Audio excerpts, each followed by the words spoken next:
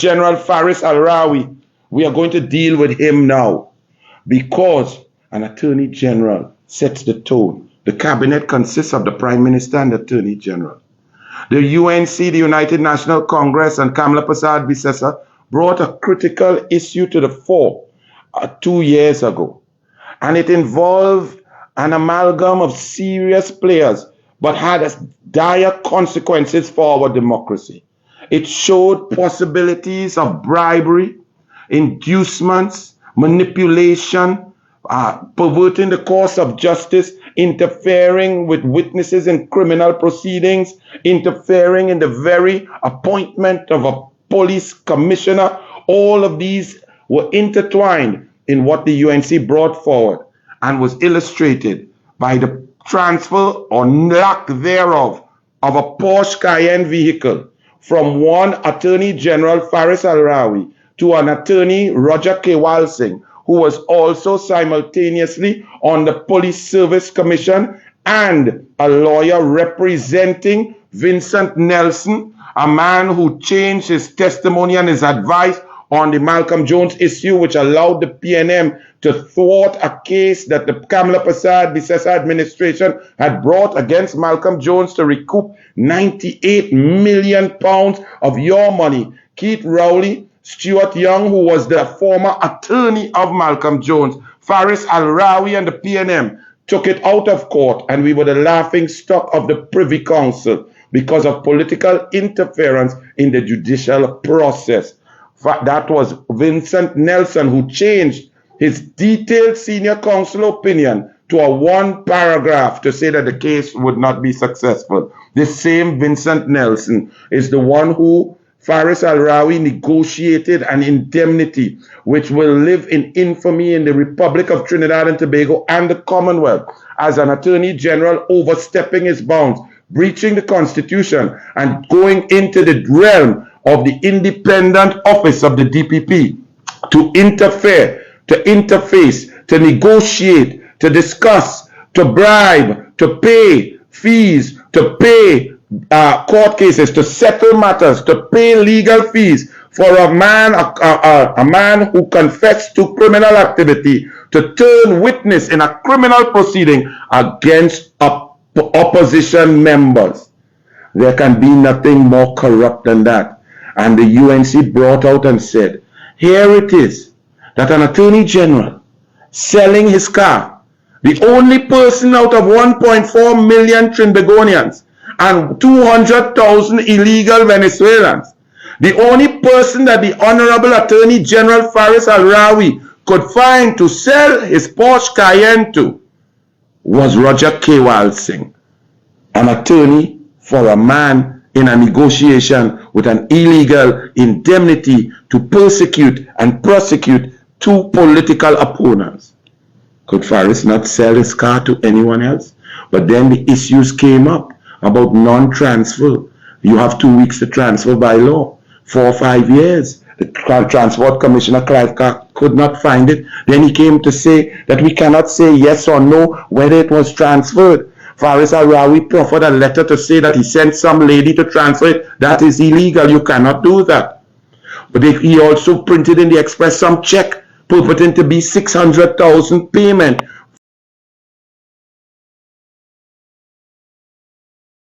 from Roger Kewal Singh to Faris Al-Rawi for the Porsche Brown Cayenne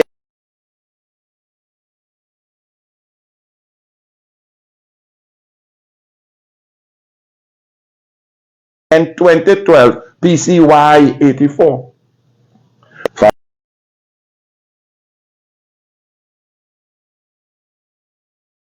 Faris Al-Rawi came into the Parliament during the appropriation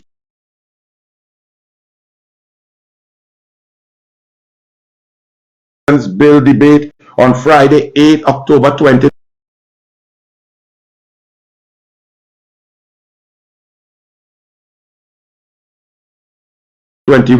And in responding to the queries of the opposition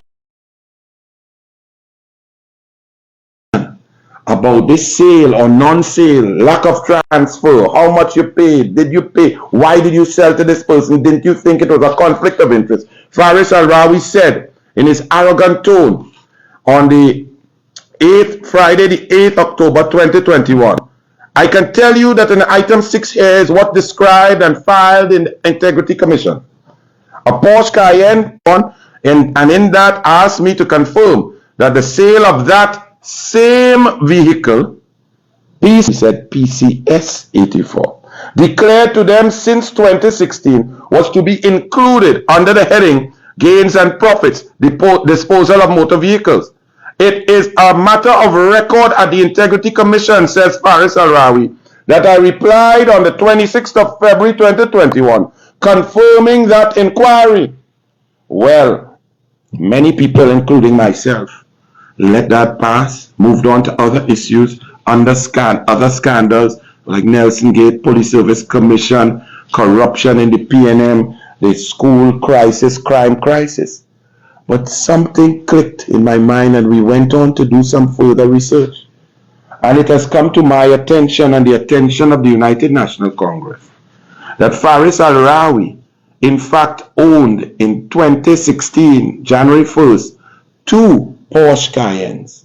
One PCY 84, a black 2012, brown 2012 model that was the subject of all the inquiries about being sold to Roger K. Walsing, and another one, PCS 84, a black Porsche Cayenne 2010 model that he also sold in early 2016 to one Zahir Mohammed or another citizen. The current owner now is Zahir Mohammed.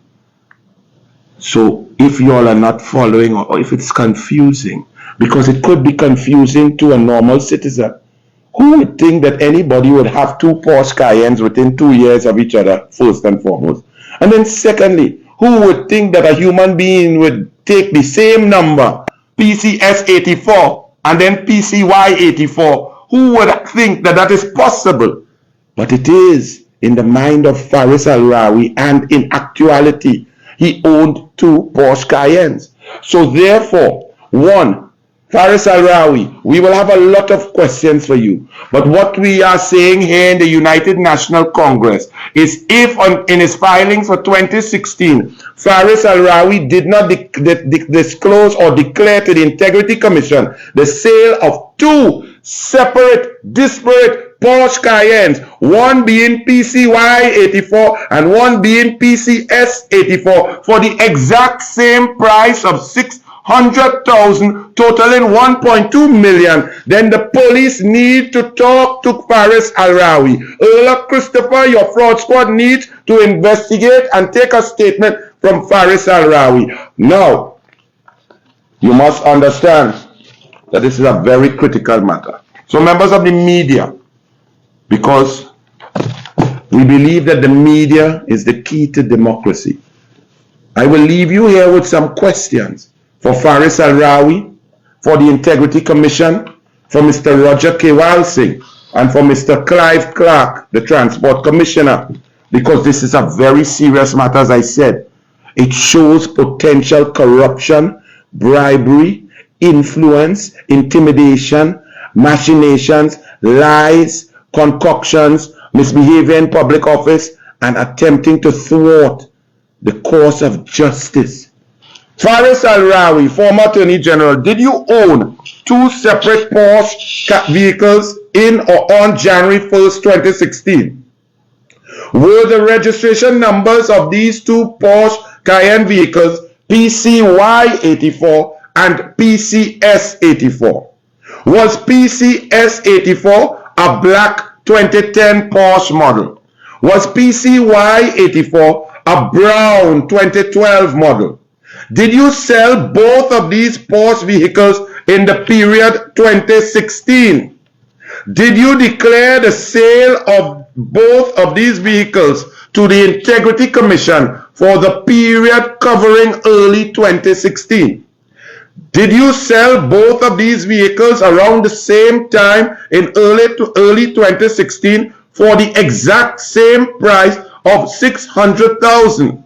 If so, please explain how a 2010 model can be the same price as a 2012 model, both being sold in January, February of 2016?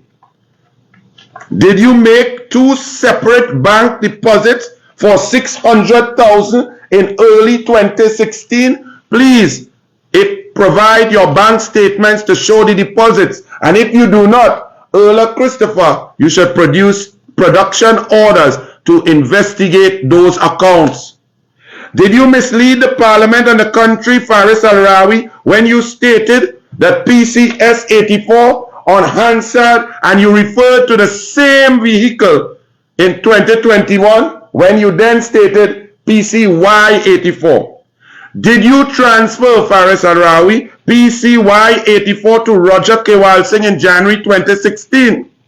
Did you receive and deposit a check from Roger Kewal Singh in January 2016? Please show us the cancelled check after it was deposited, the statement of your account in January 2016 showing a deposit of $600,000 from Roger Kewal Singh and a deposit from Zahir Mohammed or another citizen for another $600,000, totaling $1.2 million in January, February 2016.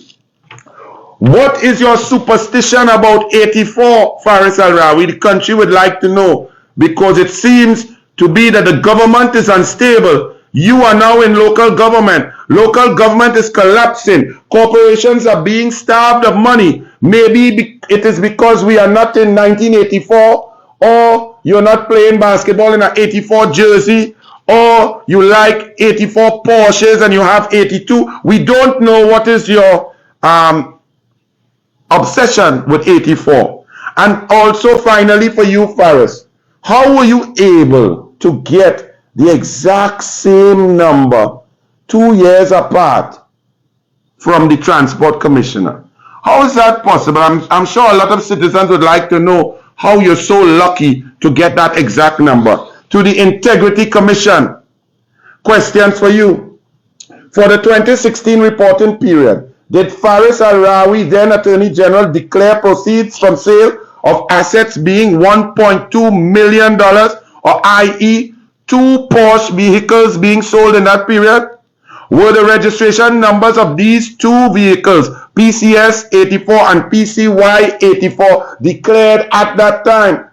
In his previous year's filings, did Faris Al-Rawi file these 2 vehicles, PCS 84 and PCY 84, either as assets or liabilities as loans for the purchase of these vehicles? In his filings for the period 2017 and 2018 after the said sale, did these vehicles, PCS 84 and PCY 84, form any part of his filings for those years? In 2021 Integrity Commission, did the Integrity Commission have cause to write to Faris Al-Rawi seeking clarification for PCY 84? Did you have the need to get clarification? If so, what was the reason for the query? Why would there need to be a query if, as Faris said, everything was above board and he had declared in 2016 PCY 84 being sold for $600,000?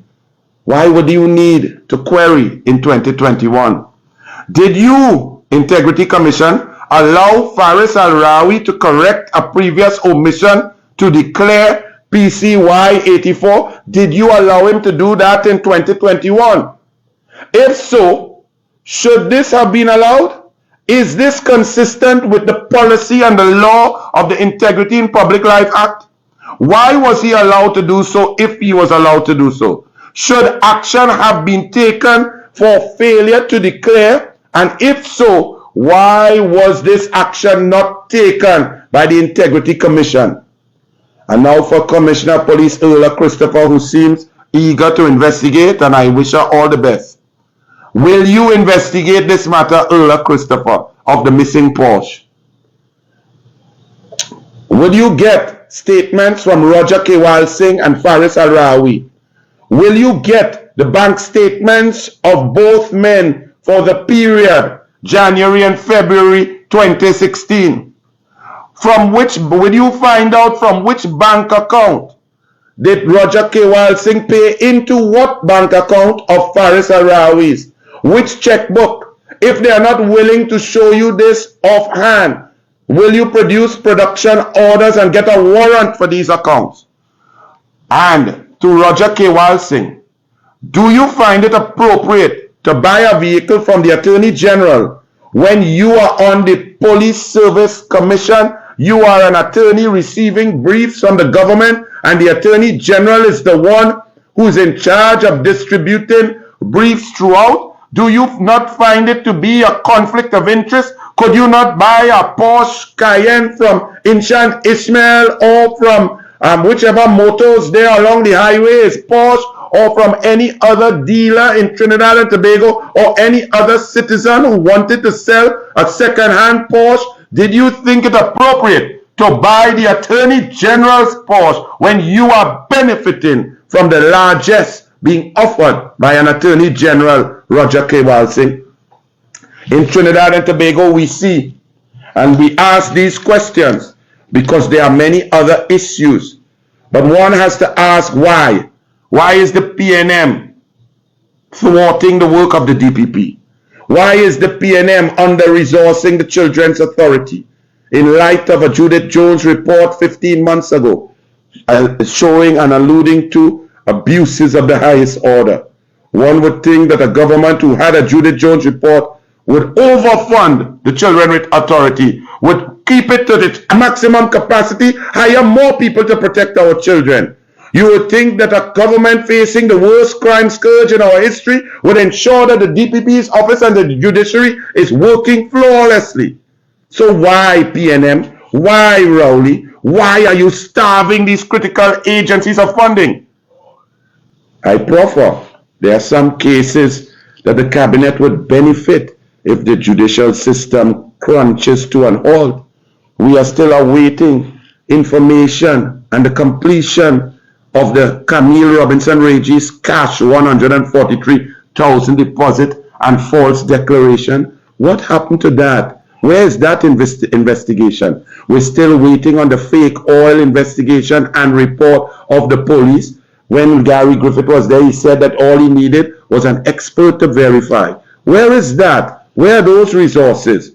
The UNC would like updates on the investigation into Keith Rowley, on his declaration and lack thereof of his Inez Gate property, and his lack of declaring a benefit of $468,000 on the purchase, as well as the declaration of a false piece of information stating that the value of the Inez Gate property was $1.2 million when he paid $36,400 in stamp duty, which equates to a value of $1.68 million.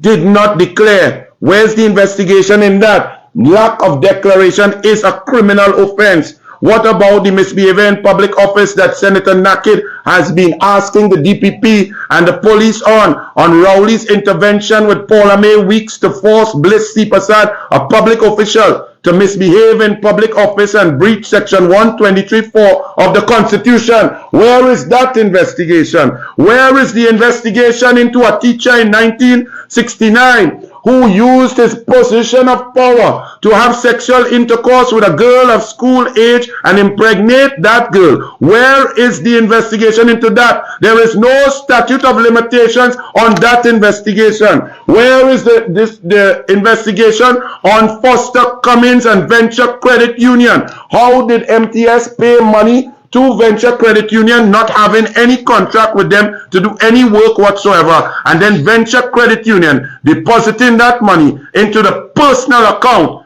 of Foster Cummins, a PNM minister? Where has that investigation reached? What about the investigation into Keith Rowley for Emailgate and wasting police time because he knew what he had was not emails? He knew he was lying. His Hansard record is replete with investigations and examples of why he was coming to lie, and he did not take ownership of anything he had. He held those fake documents for 6 months while he claims someone's life was in jeopardy. Isn't that not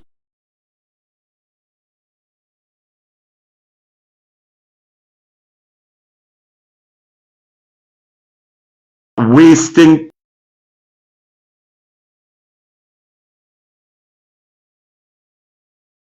police time? Isn't there a criminal charge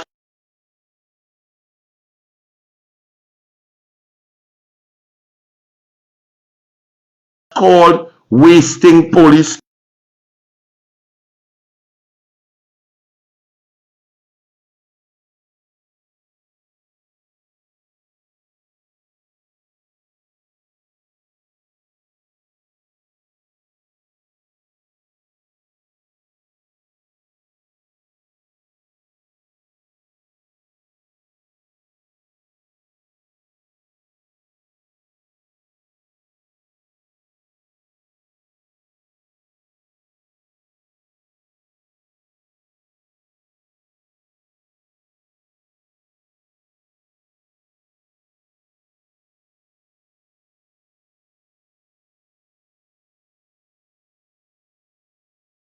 Resources, and the DPP is now being blamed by Keith Christopher Rowley for shirking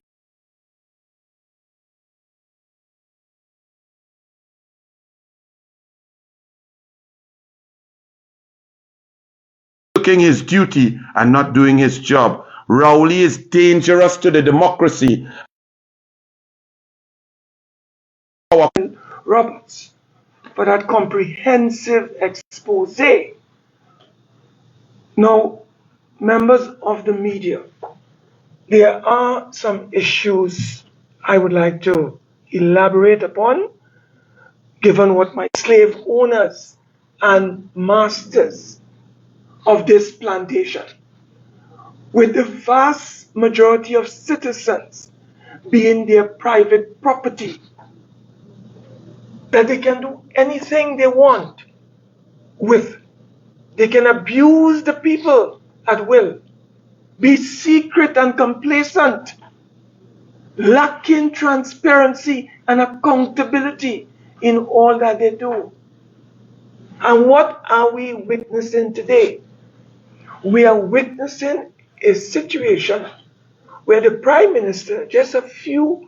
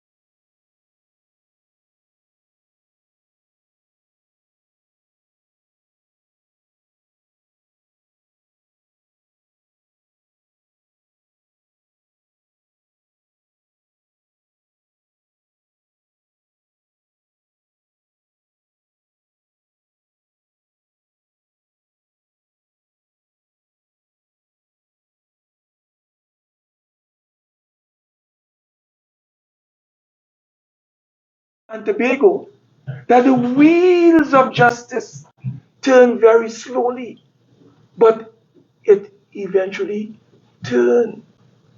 And he has no complaint, no problems whatsoever with what has happened in the courts.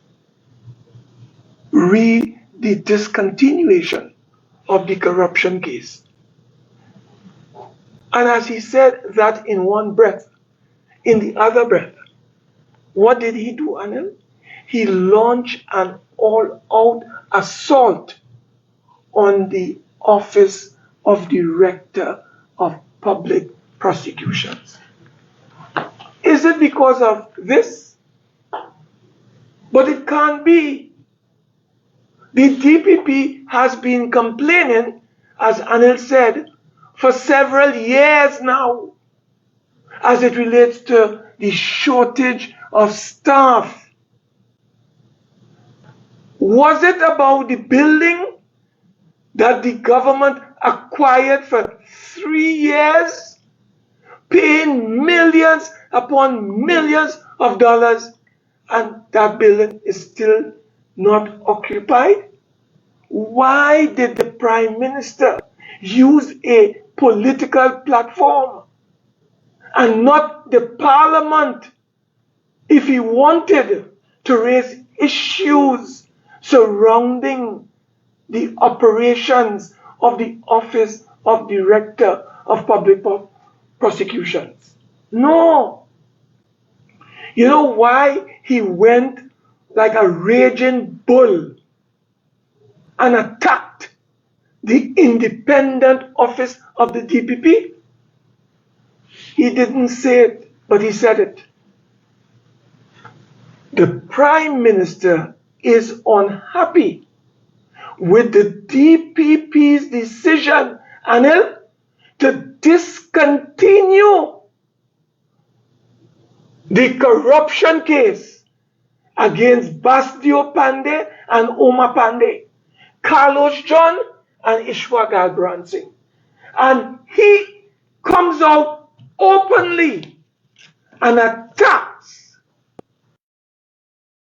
the office of Director of Public Prosecutions. And not only did he attack by making all kinds of statements last evening, he talked about relations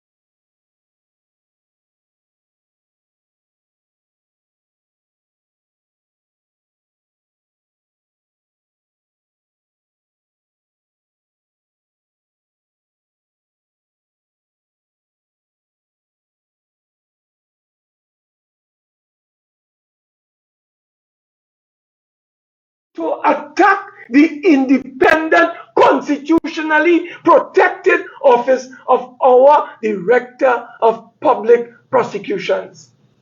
We wish to strongly and wrongly condemn the conduct of the Prime Minister. The Prime Minister is seeking to undermine and subvert the independent office of the DPP. Is he trying to frustrate Roger Gaspard, into leaving the office of the DPP? What is the objective of the Prime Minister? He quoted some letter from some woman called, I think she's the Deputy Director of Public Prosecutions, some Joan Honoré Paul. But he spoke about her in glowing terms. But in the case of Gaspard, he was bitter, rancorous, as he unleashed fire and brimstone on the office of the Director of Public Prosecutions. May I remind Trinidad and Tobago and the people of this country, the Solicitor General who resigned, or when I say resigned, retired, about a year or just under ago, appeared to have been under the complete control of the former Attorney General. The former Attorney General, who Anil just referenced, sought to control the independent office of the Chief Parliamentary Counsel. the CPC. Mr. Ian McIntyre, had to fight back the attempt by Faris Alwari to control his office. They were trying to control the CPC. And no doubt, this assault by the Prime Minister on the office of the independent DPP is a continuation of the assault, attack, subversion, and undermining of these independent office. And if I may remind you, the Chief Justice has also been raising issues about Gaspard. He has been attacking in close quote, open and close quotes. He has been raising issues about this office holder. So the question that Trinidad and Tobago is asking, is there some kind of relationship between the both offices? This is what the people are asking. Is there an attempt to get rid of the office holder, Roger Gaspard? These are questions. I cast no aspersions, but these are questions that people are asking. Members of the public, members of the media, I want to let you know that the media was attacked openly last night by this Prime Minister. You know, people are beginning to ask the question whether the Prime Minister is showing early symptoms of long COVID, because his conduct, his behavior, his utterances is being questioned now. He said he can't remember sitting down by some owner of a famous brothel in Trinidad and Tobago. He can't remember that. And there's a picture of the man in almost animated conversation with this individual. But he says he can't remember. He tells us he can't remember whining on a 17-year-old child at a carnival event in San Fernando. He can't remember. In fact, he turned it around. He said, she whined on he. He didn't whine on she. He can't remember. It reminds me when they broke the US sanctions and allowed a flight to come in from Venezuela during COVID. And all these people went to diplomatic center, that delegation led by the vice president. And when they asked him about it, he said he can't remember. He didn't know these people. So the question here, is the Prime Minister suffering from amnesia? Is he suffering from dementia? Is he suffering from long COVID? I think the time has come when the people of Trinidad and Tobago must demand a fitness certificate. Is the Prime Minister in good health? He must provide to the people of this country a fitness certificate to determine if he's in good health, because he's making outrageous statements. He attacks the media. Why? Because the media is doing its work. He's telling the media, when you're doing your work, you must go and do this and that. I didn't know he was the editor of the Express, or he was the editor of the Guardian, or the editor of the Newsday. You know what is happening? This man believes he's a tin god dictator. He believes he's a modern day plantation owner. He believes that he can tell people what he wants, when he wants. Well, I have a message for him, you know. You see in the UNC? He asked that Wade Mack and Anil Roberts and Kamla and Rodney Charles leave him alone. Well, let me tell you, Prime Minister, there will be no leaving you alone.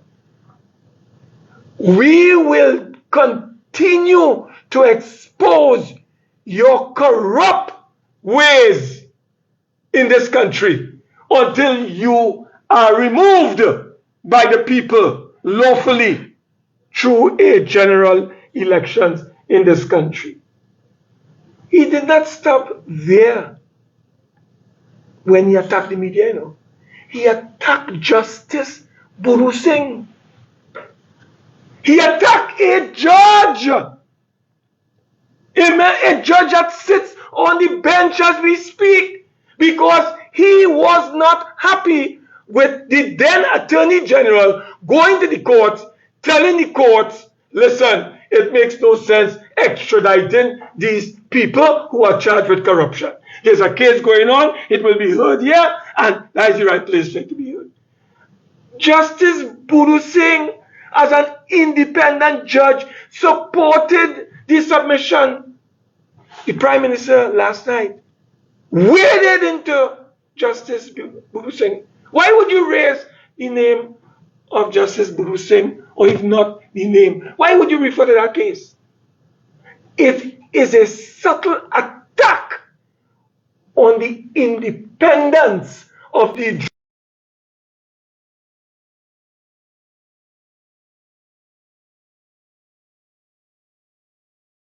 judiciary in our country. So this raging bull is not only attacking the office of the DPP, the media houses, but he's also attacking the judiciary of our nation. I want to remind the media, he seems to be obsessed with Cambridge Analytica. I want to remind the media that the pink hair fella who made all kinds of allegations against the UNC, when the police went to London to beat him, he cannot be found. The pink hair man cannot be found. And may I remind Dr. Rowley, if he is suffering from amnesia or long COVID, that case has been closed. Cambridge Analytica is dead. Just like Emailgate was closed. The former Commissioner of Police closed the file on Emailgate. And no amount of quoting from Joan Paul Honoré will reopen that case. The Integrity Commission threw out that case, that matter. The Police Commissioner closed that matter. Google closed that matter. But Rowley has opened it. I know why he has opened it. I'll tell you why. You see this? You see this article? He ran like a rabbit in a hole because he did not want to speak on this issue. We are going to bolt to the chest of Keith Christopher Rowley and his gang of 40 thieves. This matter, and you know what's the name of the team? Jorge. Team Jorge. Led by a fellow called Al Hanan. Journalists like your good self went underground in France and they discovered an Israeli covert team that was operating in England and in France, conducting campaigns of disinformation in order to have a determination on the outcome of elections in England and France. And they discovered accidentally a businessman named who our former Prime Minister referred to on Monday night. She simply asked, Mr. Andrew Gabriel, could you tell us if you are the big businessman with deep pockets that was hired, or you hired this team from Israel to drop what? The email gate. Email gate was drawn up by an Israeli team called Team Harke. And you know what? The Prime Minister must tell us, what role did he play in this matter? This is a criminal matter involving the Prime Minister. And Earl Hereward Christopher should call in the Prime Minister and have this matter investigated. And this businessman with deep pockets, who is purported to have recruited this particular covert team from Israel that hacked into the emails of the Prime Minister of Trinidad and Tobago between 2010 and 2015. So, members of the media, these are the issues that the Prime Minister wanted to avoid. But I want to tell him he can't avoid it. They are facing you, Mr. Prime Minister. What say you on this big businessman with deep pockets, closely connected with your party, that hired a team called Jorge? And they hacked and they constructed. They were the architects of the email gate. The emails. The email gate. And you want to run from that? And quoting Honoré Paul? No, Mr. Prime Minister. Fake news. Lies. And as I'm on this one, let me just indicate to you. When our leader talked about persecution of UNC members, that is a fact, Mr. Prime Minister. Mr. Prime Minister, if you don't know, let me remind you of a Privy Council judgment. Look at here. Look the Privy Council judgment here. 5 law lords sat on an appeal matter and they ruled. I want the media, I don't have the time, but I would like the media to pay attention to the role of the former Attorney General, a fellow called John Jeremy.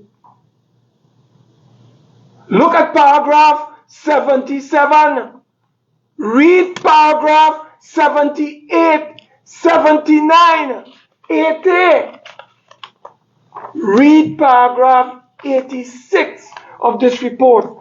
And paragraph 86, right, of this report says that when all the various sources of concern are considered together, the observer would be likely to agree with the appellant's submission that the January 2008, by 2008, the chief magistrate was hopelessly compromised. This is what they said. Sherman McNichols, he's dead and may his soul rest in peace. But he went into a deal involving $400,000 that was arranged for him while he was sitting on a matter involving Basdio Pandey.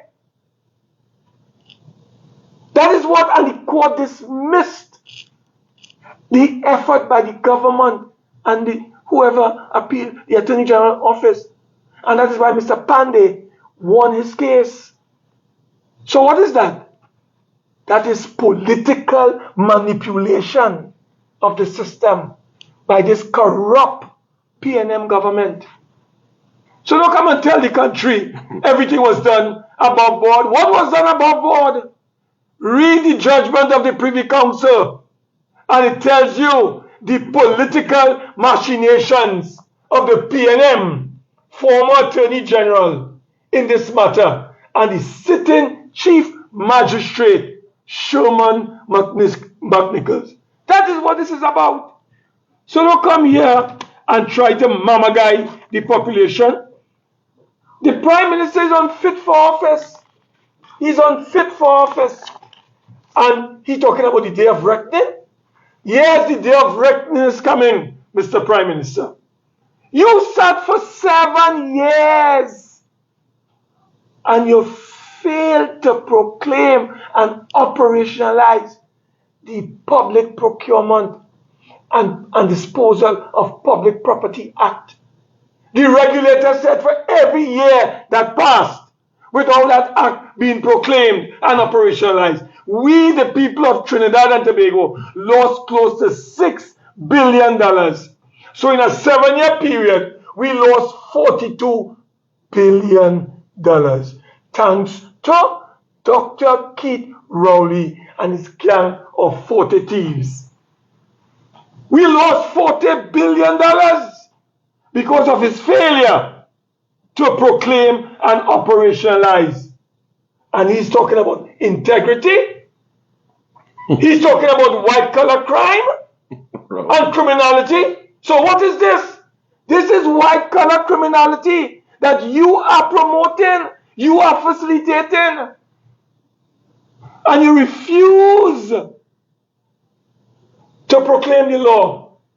And you come like a hypocrite, lies dripping from your lips, trying to redeem yourself. Hellfire for you, Mr. Dr. Rowley. Hellfire awaits you. You have brought our country to its knees, and you're blaming everybody. The latest one, he blaming Biden in the United States. He tells Biden, the most powerful country in the world, the United States. He tells President Biden, put your house in order. Take care, them gun manufacturers who let gun come down here, you take care of that. I want to tell the Prime Minister, there's exit and there's entry. So even though guns are exiting the United States, it's coming in here, entry. And it is coming through legal ports. What is the Prime Minister doing? He's allowing these guns to come into this country without any proper scanners in place. And then you want to blame the customs officer. You want to blame the police. You want to blame other security personnel. You can't be serious, man. Yes, man. Yes. And just even if you look in today's papers, you will see where a gentleman by the name of Gavin Hirad, security expert, as a security expert, saying if you want to deal with human trafficking, fix the borders, fix it, close your borders, regulate your borders. Ladies and gentlemen, in closing, I want to go back to a gentleman who lied openly, brazenly to the courts in Florida. His Grace Attorney General. Look at it.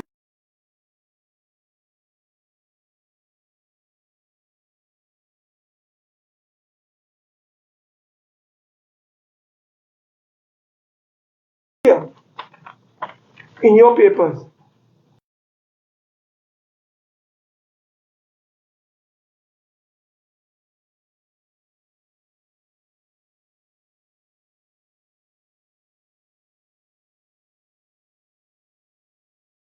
Sunday Express. He failed to file. Failed to file, you know.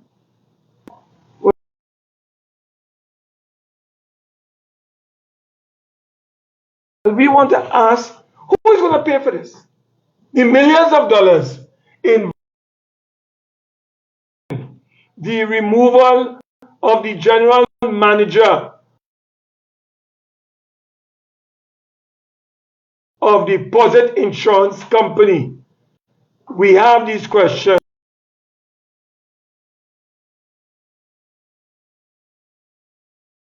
for Mr. Reginald Amor before I close. Given that you missed the Dance Corporation,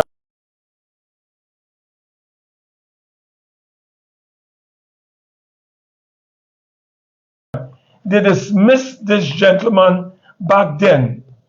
So I asked the Attorney General,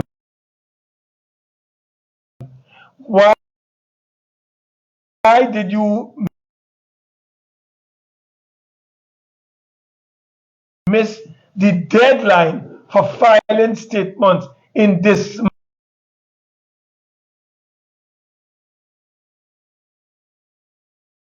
matter? Do you, Mr. Attorney General, intend to indemnify, reimburse the people of Trinidad and were you insured for professional negligence at the material time? And have you given notice to your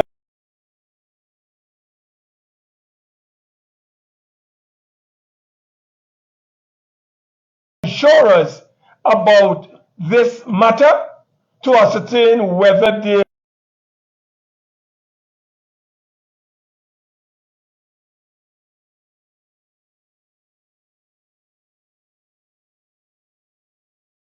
would in Chambers, Vanessa Gopal and Elena Arajo for the state in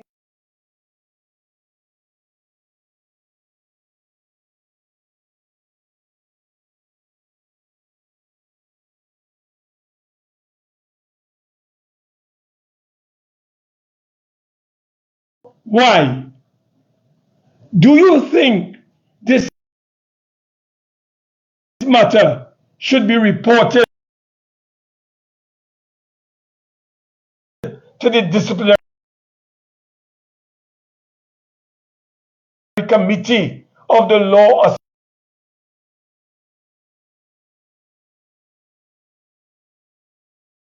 Association?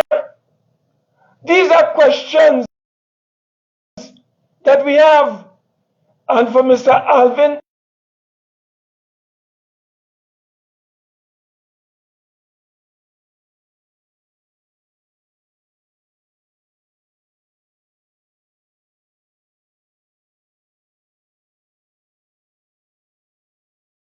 to the public, and we want Hillier, Dr. Alvin Hillier, to answer this.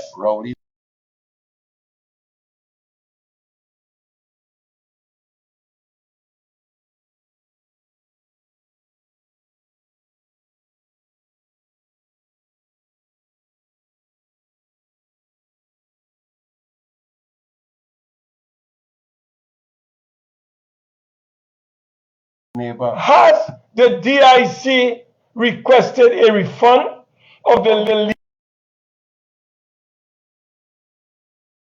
legal fees paid to Mr. Amon to remove them?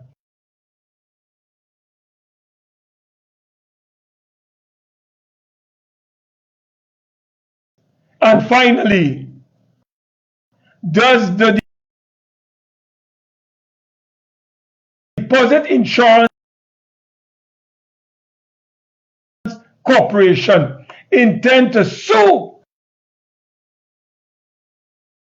Reginald Amon, Gopal, right, and Elena Arajo in other legal matters? And if so, willing to take any questions from the media on what we have just intimated and shared with the national community. So we'll pause at this time and invite the media to ask any questions to my colleague and myself on the issues that we have raised. And or will be.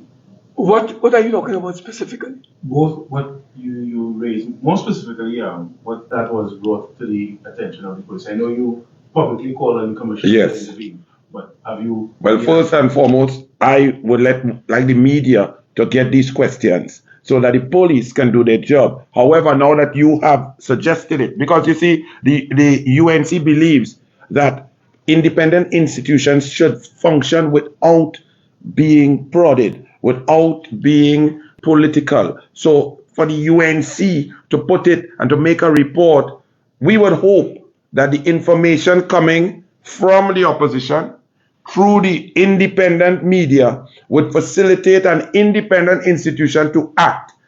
If they do not act, then yes, the UNC will make the police report full and provide all the information. I just want to add to my colleague, human trafficking.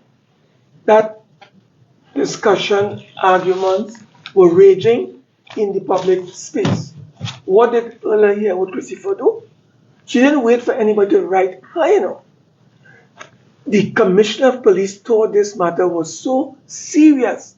She did her own investigations and she ordered a probe into this matter. So as Anil said, not everything you have to write to the police. Once it is in the public domain, that is why I asked for the police to investigate this matter of the email gate with the hacking of the former prime minister's service.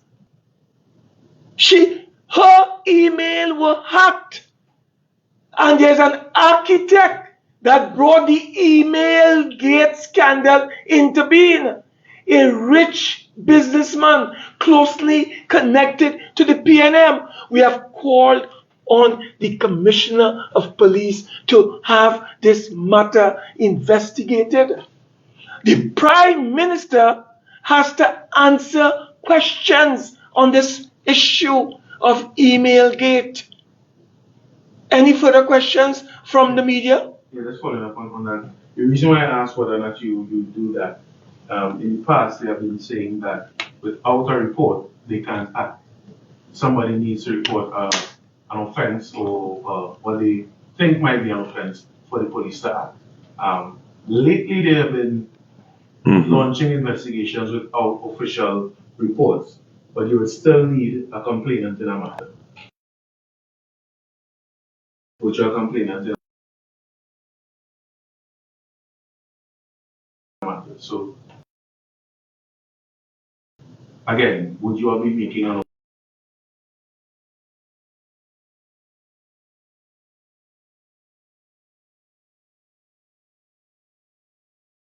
official report? Well, as you have noticed, that is an excuse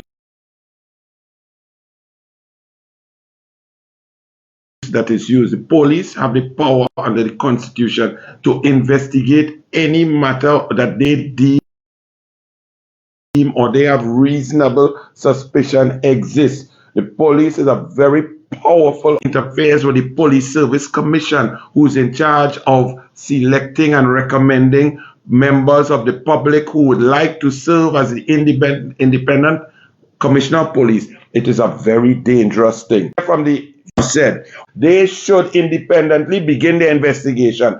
Am I, now that you have suggested, going to report? I can tell you, if I do not see movement in 8 days, I will go and report and give the police and show the media my report registration, my slip and so on, all the information that I have.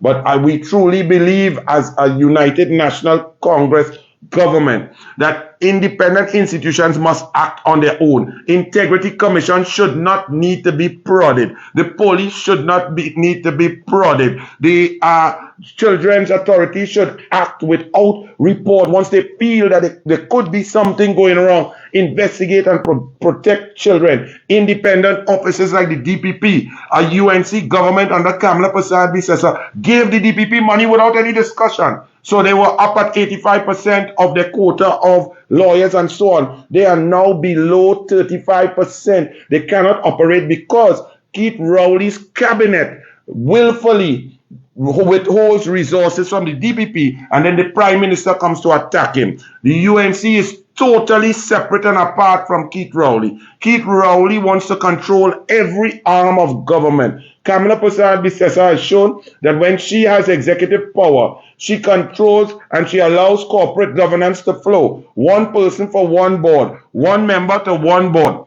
I see in today's papers a lady Ingrid Lashley, for example, speaking out on matters. She is on 9 different boards of the PNM. She is Keith Rowley's neighbor. In Inez Gate, where Keith Rowley lives, right next door is Alvin Hilaire, the central bank governor, who should be independent. But he got his job. How? Because they fired Jawala Rambaran, and the acting president, Christine Kangaloo, approved the firing of Jawala Rambaran and then the upliftment of Alvin Hilaire, who's Rowley's neighbor. Also Rowley's neighbor, Newman George, on 7 boards. Also Rowley's neighbor, Bridget Anisette George, the Speaker of the House. Also Rowley's neighbor, Gilbert Peterson, lawyer for the Commission of Inquiry into Paria, man who's now in bunkering. Interlocking directorships mean corruption. Rowley came to Parliament and gutted procurement legislation which is there to protect the money. That means you're making it easier for people to steal. So the UNC believes independent institutions must act. If they do not act, then I am taking your advice and I will, on behalf of the UNC, make the report to the police. Any further questions, members of the media? Nothing, that's it? That's it. Okay, members of the media, on behalf of my colleague, Senator Anil Roberts, on behalf of the United National Congress, the alternative government of the Republic of Trinidad and Tobago, we'd like to thank you on behalf of our political leader and leader of the opposition and this country's next Prime Minister for coming to this important press conference this morning. We look forward to seeing you at our Sunday press conference, which, as you know, is a weekly event, and we will have more to say on national issues and matters affecting the citizens of our beloved republic. Thank you very much. Have a great weekend and good afternoon.